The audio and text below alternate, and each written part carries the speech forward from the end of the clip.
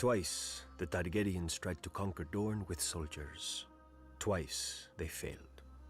Only when the Dragon Kings came bearing husbands and wives did my ancestors relent and agree to join their 7 kingdoms. House Martell could have waged war until the end of days. But how could we resist a peace we could take to bed? For centuries, the Iron Throne had no more loyal ally than the princes of Dorne. Since we had never fallen to them, we kept our ancestral title. Perhaps this is what drew Rhaegar Targaryen to us. His royal parents had not produced a sister for him to wed, so he had to look elsewhere for a princess. And there was only one in Westeros, Elia of House Martell, my sister. She was not the most beautiful woman in the world or even in Dorne, but rare for a woman from our land. Her flower came with no thorns. She was kind and clever, with a gentle heart. I loved her.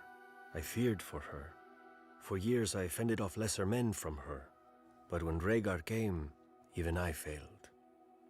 He was beautiful and the crowned prince of the 7 kingdoms. And our mother had worked so hard to secure the match, how could Elia not accept him? They were wed, and he took her from her home, from those who loved her and would die for her, and locked her in his red keep above his sty of a city surrounded by false friends. She bore him a daughter and a son, though each almost cost her her life. Elia loved Rhaegar.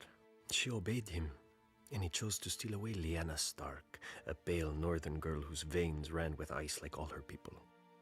Instead of disciplining his faithless son, King Aerys executed the Starks when they came seeking justice, and ignited a revolt. I know how the Maesters describe the war now, but calling it Robert's Rebellion does not change what it was. The War of the Usurper. Dorne sided with the crown, for when we swear oaths, we keep them. We needed no threats from King Aerys, though he made them anyway, locking Elia and her children in the Red Keep to ensure our loyalty. Even in his madness, he knew that no true Dornishman would ever take up arms against our beloved princess, and that we would fight to the death for whichever side she was on. At the Trident, Dorne lost 10,000 men and 2 princes, my uncle in the King's Guard and Elia's gallant husband, Prince Rhaegar, who was too slow or too arrogant for Robert's war hammer.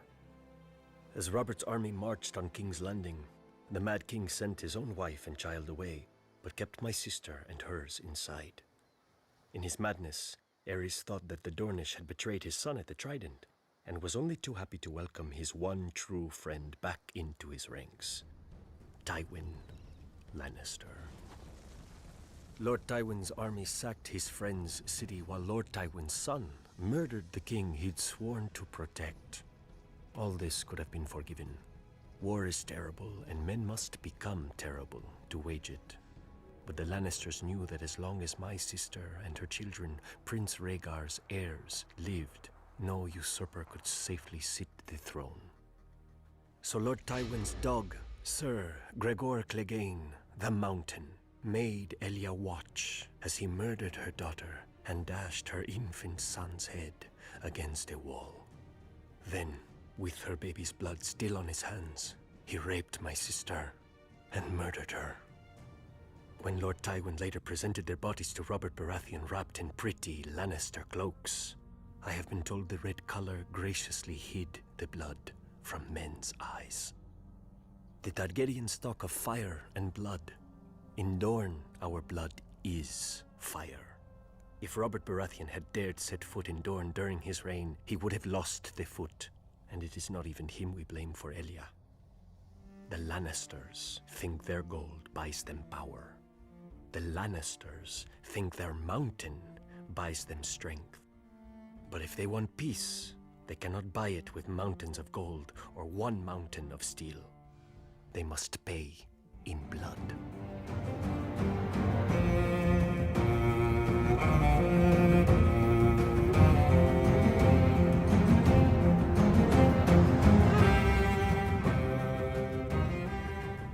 Justice is a funny thing. For the poor, it's what keeps them alive and starving. depending on how the local lord feels about his woods, his streams, his crops. For the rich, justice is what you get if you're not careful enough, or rich enough. Usually how it works is, you commit a crime and the local lord sends his guards after you. Or your victim's family kills you and the guards go after them instead. Or you do nothing and the guards come after you anyway. Either way, someone is brought before the lord and he decides what's to be done. Could be a fine if you're rich enough to pay it. Otherwise, it's the dungeons, the chopping block, or the wall. You'd think most folks would choose the wall. The north is nasty, dark and cold, but so are most dungeons, and every man knows how the Night's Watch earn their name. All they can do is watch. I don't blame the men who choose a quick chop rather than life without one of its few joys. If you're in the capital, it's the king's justice who takes your head. Elsewhere in the south, the headsman of the local lord.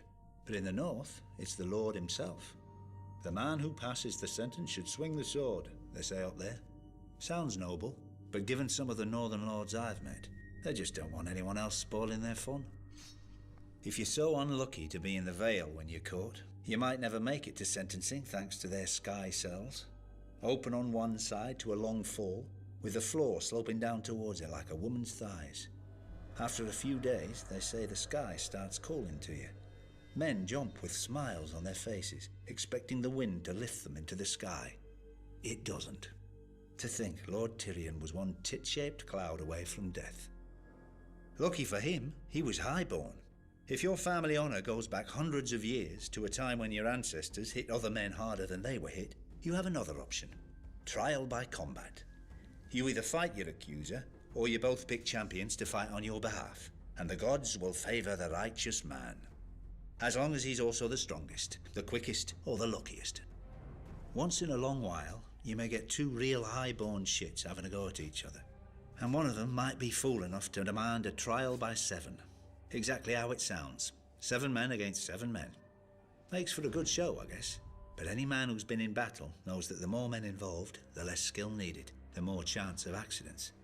Just ask that Targaryen prince who got his head staved in by his brother all those years ago. And all for some hedge knight. If you ever find yourself arrested in the 7 kingdoms, just remember that justice is up to the judge. Beg him for forgiveness, or pay him for it, or ask to be allowed to take the black. But remember that he doesn't have to let you. There are plenty of lords out there who think hands and heads are great decorations for their spikes. The Septons claim that justice is of the gods. Nice of them to keep it up there to themselves.